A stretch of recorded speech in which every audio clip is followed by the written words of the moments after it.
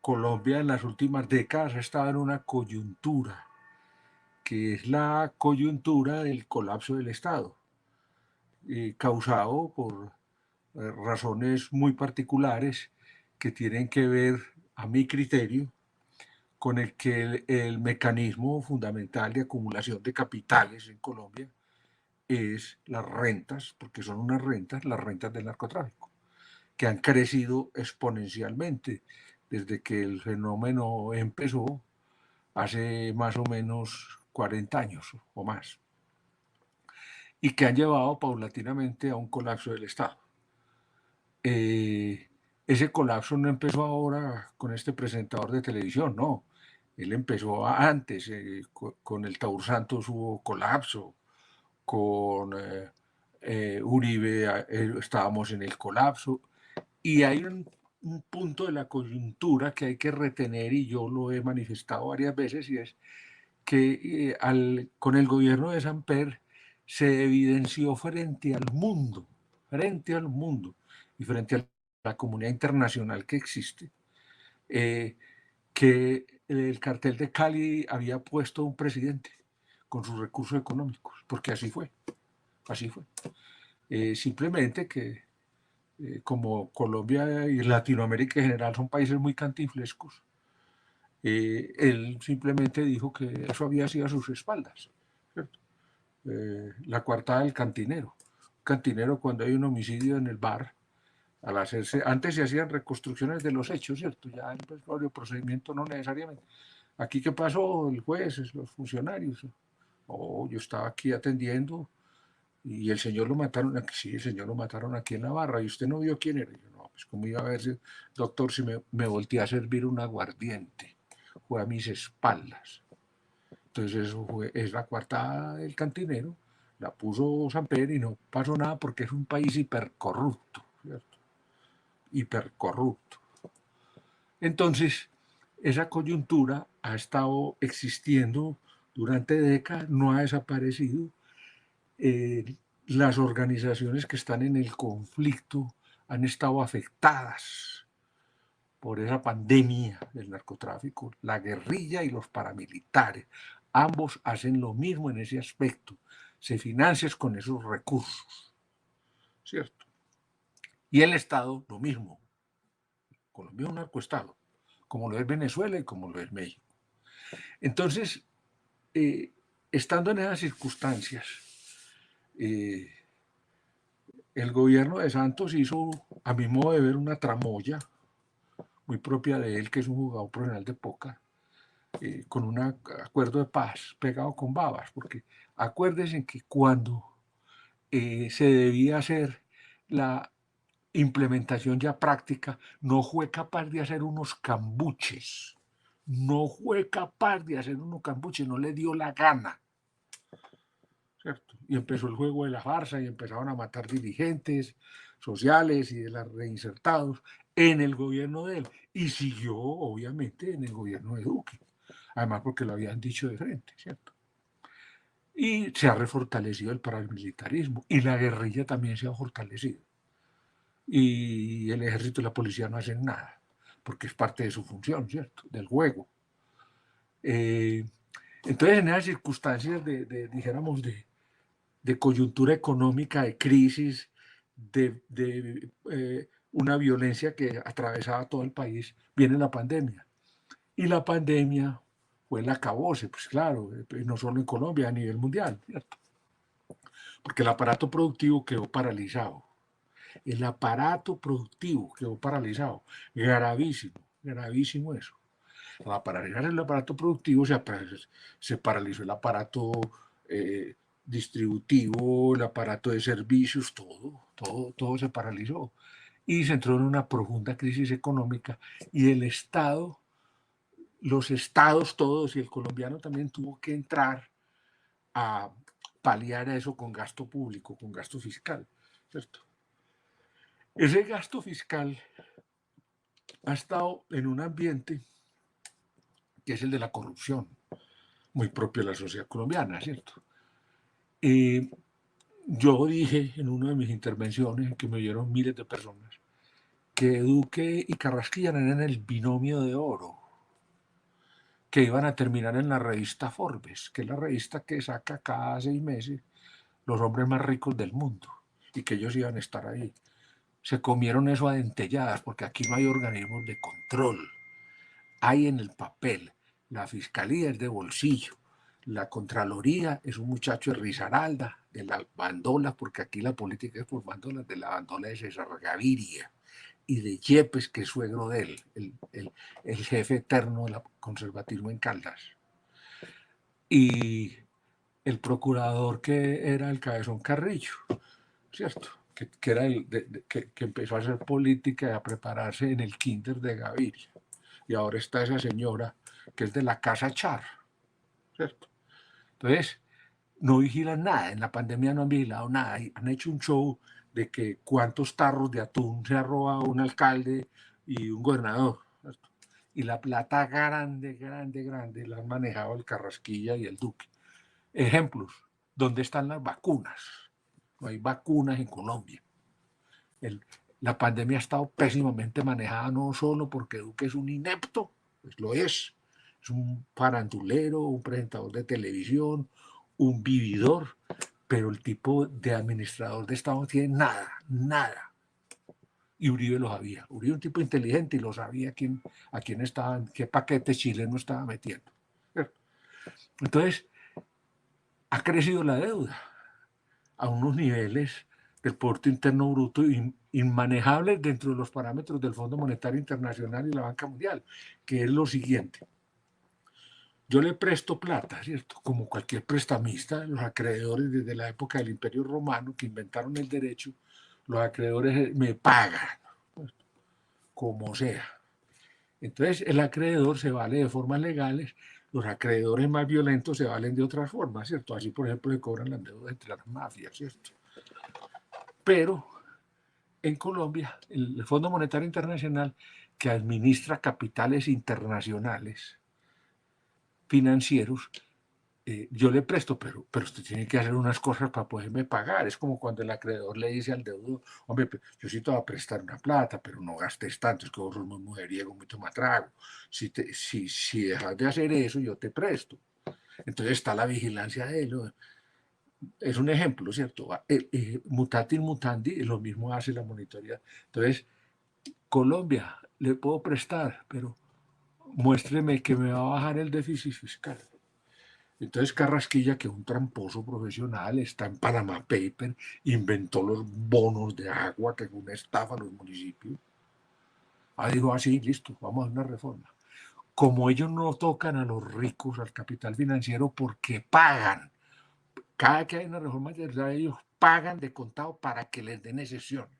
Es que la gente no dice las cosas como son. ¿No es cierto? Entonces los banqueros pagan, no me ponga impuestos a mí, pónganlo aquí en el pueblo. Entonces aumentan el IVA, le ponen impuestos a la renta de más de 2,5 millones y sacan una reforma tributaria en plena pandemia, en plena crisis, un desempleo del 20%, las familias físicamente aguantando hambre, físicamente. Y salen con una cosa esa, ¿cierto? Entonces, ¿qué ha ocurrido hasta ahora? Que esa reforma tributaria es la lápida del centro democrático, que ya viene en descenso. Ese es un movimiento que viene en descenso. Yo lo dije hace mucho rato, recién posesionado el Duque, que Uribe no volvía a poner presidente, que ya había sacado el tren de aterrizaje, porque es un jet grande, y estaba buscando pista. Y en ese proceso se ha dañado el tiempo en términos de aeronáuticos, no encuentra pista, se le está acabando la gasolina al avión y puede estrellarse, ¿cierto? Y para acabar de ajustar, el que está en la torre de control es un tonto, Duque, lo va a estrellar, ¿cierto? Entonces están desesperados. El país está en una situación económica muy apurada. Los únicos que están ganando son los bancos, porque pues, el aparato industrial ha estado muy paralizado y con muchos vaivenes, ¿cierto? ¿Por qué? Porque la gente en la crisis va y presta dinero, ¿cierto? Y los bancos tienen un margen para perder unas platas, pero otras.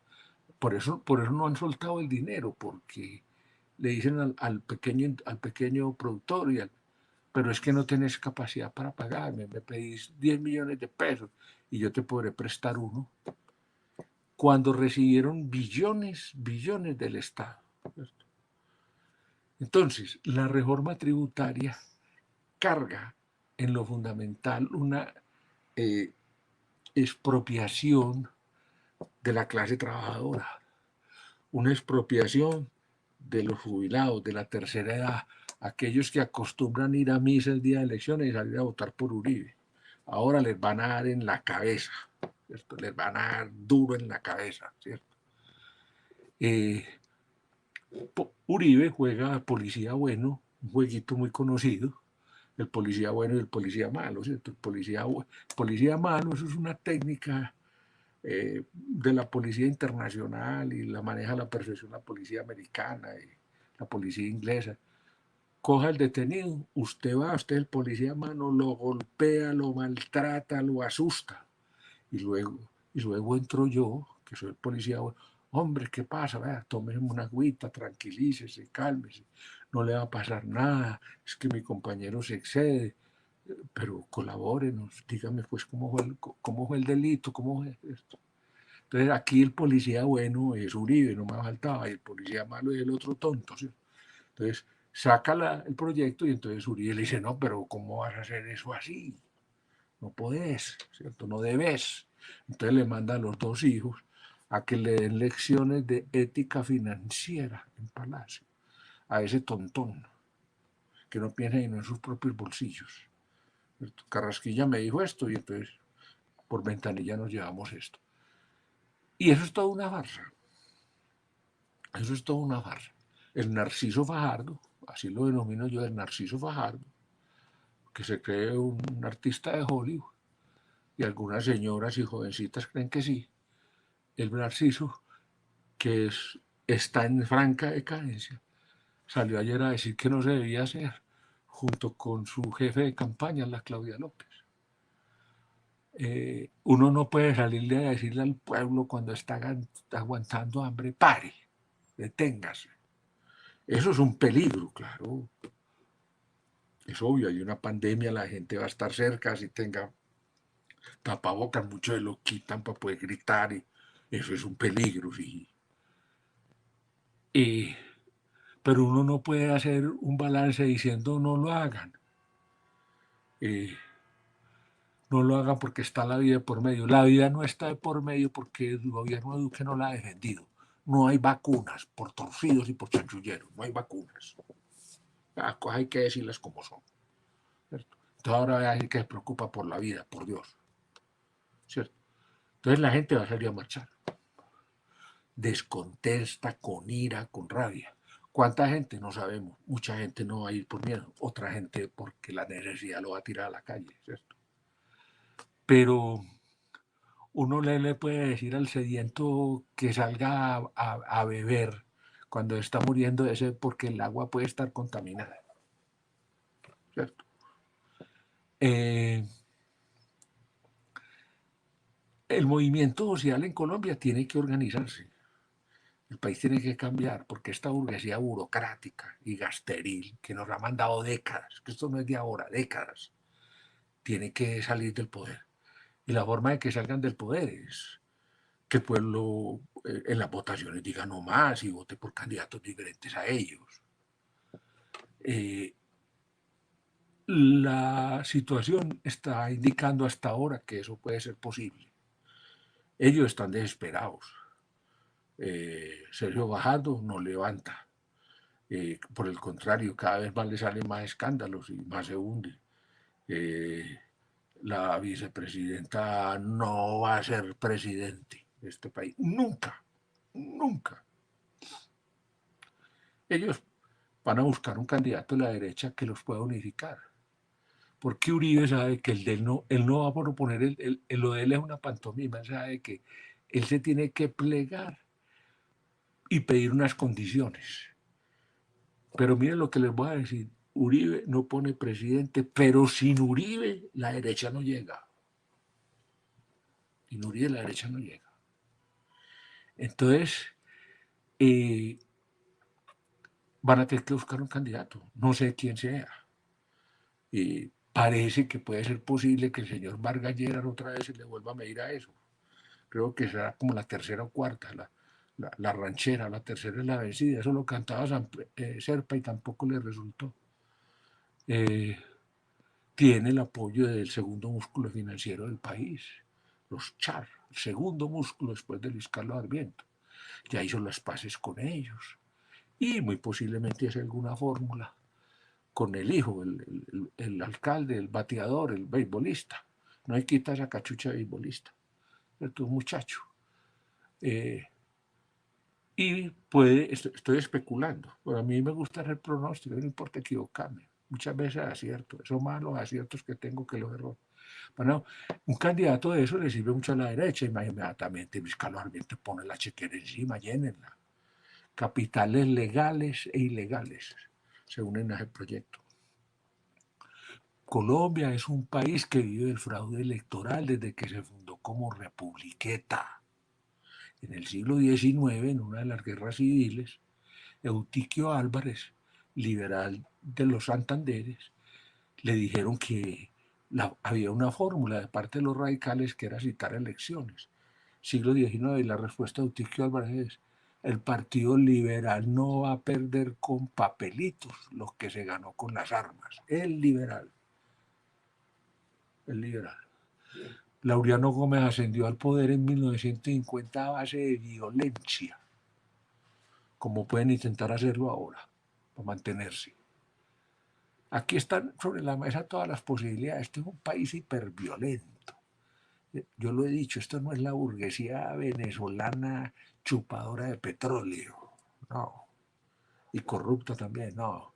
Esto es una burguesía que se ha hecho, abierto paso a sangre y juego, expropiando tierras, apropiándose del Estado y vinculándose con negocios ilícitos de lo que sea. Entonces, martirizar a un pueblo para ellos no le ofrece objeciones de conciencia. La reforma tributaria es impúdica porque mantiene las excepciones al gran capital. Y tiene una fórmula tramposa, que es la siguiente. Si la reforma no sale, entonces Carrasquilla, que es un tramposo profesional, dice: no, yo ya me voy, pero entonces, como en la ley de planeación o la de programación, etcétera, existe la posibilidad de vender activos del Estado, vendamos Ecopetrol, vendamos Isagen, empieza la feria de las privatizaciones. Yo le he llamado el carrusel de las privatizaciones. Y como no hay almuerzo gratis, como dicen los gringos, a llenar las tulas Duque, Carrasquilla y toda esa alta burocracia. Y esa es la fórmula que sacan. Esa es la fórmula que sacan. ¿Y quién las compra? Pues los grandes capitales, quienes van a comprar a esas empresas. La payasada de que los sindicatos que las compren. Ay, María, por favor. Esa es la otra fórmula. Una oleada mayor de privatizaciones, de neoliberalismo, para tratar de cumplirle al capital internacional. No, vea, ya rebajamos el déficit fiscal de 10% a 8, a 7. Y que las calificadoras de riesgo, que son unas firmas extorsionistas internacionales con sede en Wall Street y que ganan dinero por boca y nariz extorsionando estados, le voy a quitar la calificación. Hombre, aquí van tantos millones de dólares, no me la quite porque se me suben los intereses. Uno extorsionista, esos son. Esas firmas calificadoras están así como buitres. ¿Cuáles son los países que vamos a ver? Ejemplo, Argentina. Y yo hice un pronóstico que se me va a cumplir. Duque termina como Macri. Macri quebró totalmente a la Argentina, lo quebró. Y salió más multimillonario de lo que estaba. ¿Cierto? el país no aguanta la deuda externa que tiene. El país no tiene cómo pagar 150.000, 160.000 millones de dólares. No tiene cómo. La economía no da para eso. ¿Vienen problemas? Claro, no hay ni problema. Es que la pandemia los profundizó y este gobierno no ha hecho nada para poder salir de eso. Y los industriales nuestros, que no saben sino chillar, ¿cierto? Chillar y pedir mayores aranceles y pedir auxilio. Ahí están diciendo que no hagan la reforma, que hagan eso, que vendan activos. Y esa es la fórmula también de Vargas Lleras. Vendan activos, consigamos recursos así. O sea, feriando los recursos de lo público. Es muy sencillo. Si la gente no se organiza políticamente, socialmente, la masacra. Si la gente no difunde las veedurías ciudadanas que estén vigilando el gasto público de los alcaldes, de los gobernadores, de los ministerios, siguen saqueando. 50 billones denunciados por la Contraloría anterior se van anualmente en corrupción. Y lo que están buscando ahora es 26, o sea, la mitad de lo que se roba. ¿Cierto? Pero la corrupción es tal que ha permeado el aparato judicial y las leyes están diseñadas, el país está diseñado para robar, lo dije yo en una entrevista en televisión, y eso me catapultó pues en las redes. No era mi intención, pero está diseñado para robar. ¿Cierto? Usted no encuentra ningún funcionario alto corrupto en la cárcel. Todos están en la casa. Y cuando llegan a la cárcel no pasan de 2 años. Y de ahí para la casa. Sin que se les expropie un peso. O los 2 años van y los pagan en un cuartel militar o de policía, eh, con cancha de gol, de fútbol, de tenis, de equitación y comiendo la carta. Y visitas todo el día y toda la noche. ¿Cierto? Eso no es cárcel. ¿Por qué? Porque la burguesía burocrática está al comando del Estado. Hace mucho rato, eso no es de ahora, eso lleva décadas. ¿Cierto? Si el pueblo no cambia de rumbo, y es posible ahora que en esta crisis muchos partidos puedan verse afectados, como el partido de la U o el mismo partido liberal, como el centro democrático. Yo creo que va a perder muchos senadores.